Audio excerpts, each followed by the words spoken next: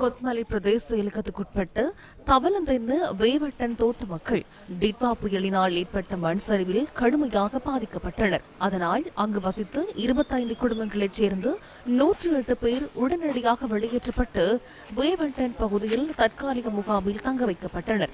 தொடர்ச்சியாக 7 மாதங்களாக பல்வேறு இன்னல்களுக்கு மத்தியில் கூடாரங்களில் பல்வேறு சவால்களை எதிர்நோக்கிய வண்ணம் இவர்கள் தங்கியுள்ளனர்.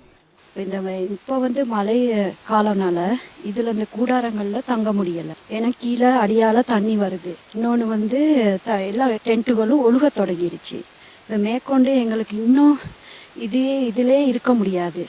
எங்களுக்கான தீர்வு இன்னமும் கிடைக்காம இருக்குது. எங்க வீட்டுக்கு திட்டங்களுக்கு சின்ன பிள்ளைகளெல்லாம் வச்சுக்கிட்டு நாங்கள் தவிக்கிறோம். இப்போ எங்களுக்கு ஒரு வீடை ஒன்றுமாக்கே கட்டி கொடுக்கத்தானே தாழ்மையோட கட்டி கொடுக்கும். எங்களுக்கு ஒரு உதவியும் இல்லை. இந்த அரசாங்கம் தான் இந்த உதவி செய்யணும். இதேவேளை டிட்வாவினால் பாதிக்கப்பட்டு கூடாரங்களில் வசிப்பவர்களுக்கு இந்த வருட இறுதிக்குள் வீடுகளை நிர்மாணித்து கையளிப்பதற்கு நடவடிக்கை எடுக்கப்படும் என பெருந்தோட்ட மற்றும் சமூக உட்கட்டமைப்பு வசதிகள் பிரதி அமைச்சர் சுந்தரலிங்கம் பிரதீப் தெரிவித்துள்ளார். அதாவது மீண்டும் ஒரு அனர்த்தம் ஏற்படாமல் அந்த மக்களுக்கு பாதுகாப்பான வீடை கட்டி கொடுப்பது அரசாங்கத்தினுடைய நோக்கமாக இருக்கிறது.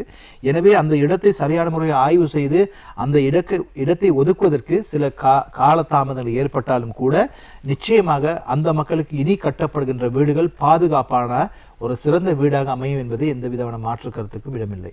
நிச்சயமாக பல இடங்களிலே, அதாவது அநேகமான இடங்களிலே காணிகள் தெரிவு செய்யப்பட்டிருக்கின்றன. அநேகமான வீடுகள் இந்த வருட இறுதிக்குள்ள அந்த மக்களுக்கு கட்டி கொடுக்கப்படும்.